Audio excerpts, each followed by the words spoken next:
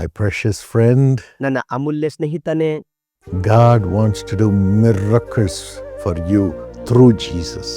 ಯೇಸು ಕ್ರಿಸ್ತನ ಮೂಲಕವಾಗಿ ದೇವರು ನಿಮಗೋಸ್ಕರ ಅದ್ಭುತ ಮಾಡಲು ಬಯಸುತ್ತಾನೆ. In John 14:12, Jesus said, ಯೋಹಾನ 4:12 ಯೇಸು ಹೇಳುತ್ತಾರೆ, Whoever believes in me will do the works that I have been doing, and they will do greater works than these. ನನ್ನನ್ನು ನಂಬುವವನು ನಾನು ನಡೆಸಿದ ಕ್ರಿಯೆಗಳನ್ನು ತಾನೂ ನಡೆಸುವನು ಮತ್ತು ಅವುಗಳಿಗಿಂತ ಮಹತ್ತಾದ ಕ್ರಿಯೆಗಳನ್ನು ಮಾಡುವನು. My friend, see the love of Jesus for you. ನನ್ನ ಸ್ನೇಹಿತನೇ, ನಿಮಗಾಗಿರುವ ಯೇಸುವಿನ ಪ್ರೀತಿ ನೋಡಿರಿ. We all believe Jesus is God in flesh and he can do any miracle. ಯೇಸು ಶರೀರದಲ್ಲಿ ದೇವರಾಗಿದ್ದಾನೆ ಎಂದು ನಾವು ನಂಬುವಾಗ ಆತನು ಯಾವುದೇ ಅದ್ಭುತವನ್ನು ಮಾಡಬಲ್ಲನು. We believe God can do miracles. ದೇವರು ಅದ್ಭುತ ಮಾಡುತ್ತಾನೆ ಎಂದು ನಂಬುತ್ತೇವೆ. But Jesus says here, my children, I will make you also do miracles in my name. ಆದರೆ ಇಲ್ಲಿ ಯೇಸು ಹೇಳುತ್ತಾರೆ, ನನ್ನ ಮಕ್ಕಳೇ, ನೀವು ಅದ್ಭುತ ಮಾಡುವಂತೆ ನಾನು ನಿಮಗೆ ಮಾಡುತ್ತೇನೆ ಎಂದು ಹೇಳುತ್ತಾರೆ. And you will do greater miracles than even what I have been doing. ಮತ್ತು ನಾನು ಮಾಡುವುದಕ್ಕಿಂತಲೂ ಹೆಚ್ಚಿನ ಮಹತ್ತಾದ ಅದ್ಭುತಗಳನ್ನು ಮಾಡುವಿರಿ. God is a miracle worker. ದೇವರು ಅದ್ಭುತ ಮಾಡುವಾತನು. And making you an instrument of God to bring miracles is also his miracle working power. ನಿಮ್ಮನ್ನು ಅದ್ಭುತ ತರುವಂತಹ ಸಾಧನವಾಗಿ ಮಾಡುವಂಥದ್ದು ಕೂಡ ಆತನ ಅದ್ಭುತದ ಶಕ್ತಿಯಾಗಿದೆ. In Job 5:9, ಯೋಬ 5:9 the Bible says, ಸತ್ಯವೇದವು ಹೇಳುತ್ತದೆ, he performs wonders that cannot be fathomed, miracles that cannot be counted. ಆತನು ಅಪ್ರಮೇಯ ಮಹಾಕಾರ್ಯಗಳನ್ನು, ಅಸಂಖ್ಯವಾದ ಅದ್ಭುತ ಕೃತ್ಯಗಳನ್ನು ಮಾಡುತ್ತಾನೆ. Job 9:10 also says the same thing. ಯೋಬ 9:10 ಕೂಡ ಅದೇ ವಿಷಯ ಹೇಳಲ್ಪಟ್ಟಿದೆ. Yes, he is a miracle worker. ಹೌದು, ಆತನು ಅದ್ಭುತ ಮಾಡುವಾತನು. Amazing miracles God does. ಆಶ್ಚರ್ಯಕರವಾದ ಅದ್ಭುತಗಳನ್ನು ಮಾಡುತ್ತಾನೆ.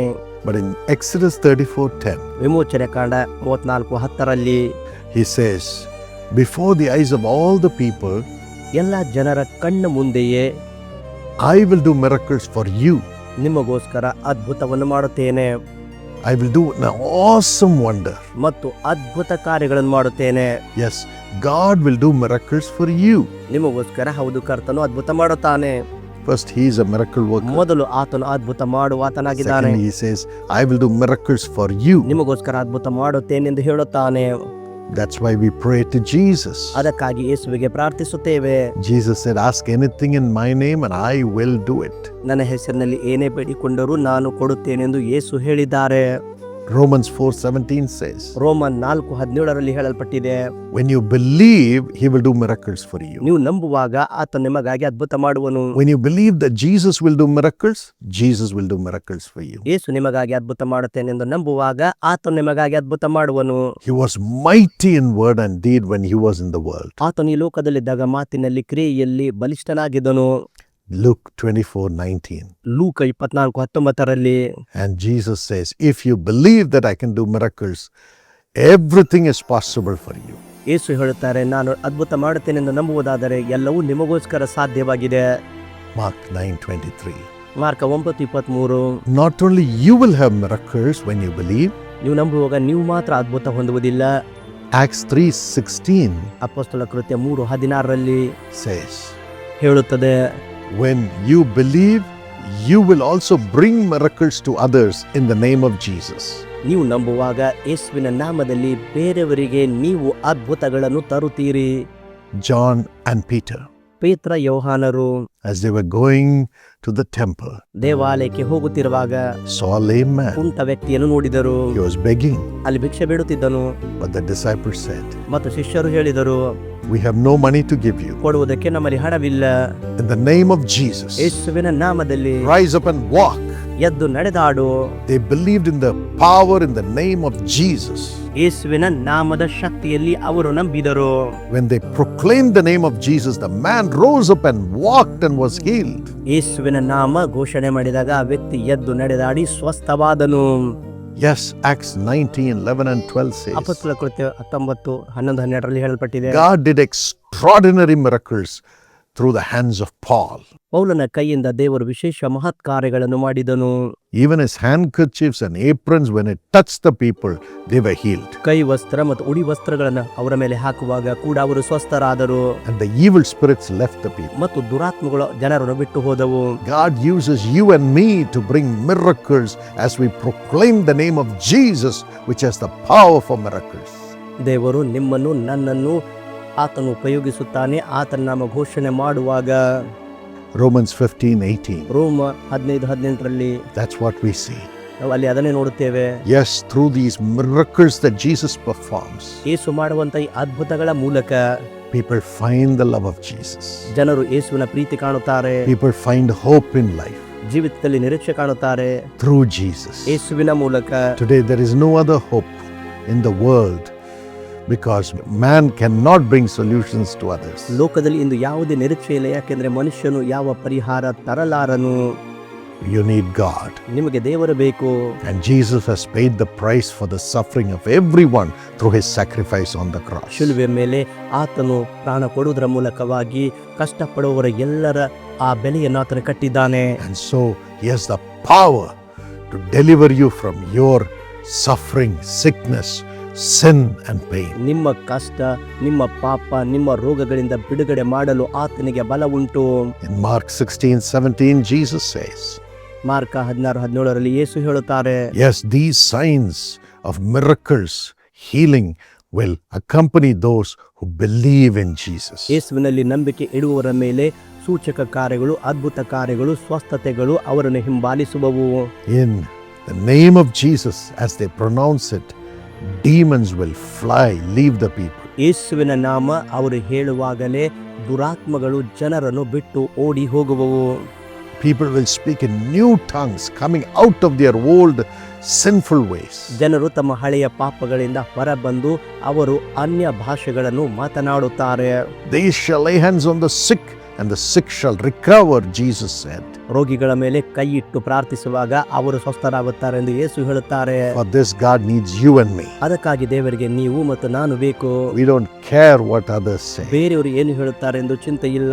We care for what Jesus has said. ಯೇಸು ಏನು ಹೇಳುತ್ತಾರೋ ಅದನ್ನೇ ನಾವು ನೋಡುತ್ತೇವೆ. And we will go with the name of Jesus to the people who have no hope in the world. ಲೋಕದಲ್ಲಿ ಯಾವ ನಿರೀಕ್ಷೆ ಇಲ್ಲದ ಜನರ ಬಳಿಗೆ ಯೇಸುವಿನ ನಾಮದೊಂದಿಗೆ ನಾವು ಹೋಗುತ್ತೇವೆ.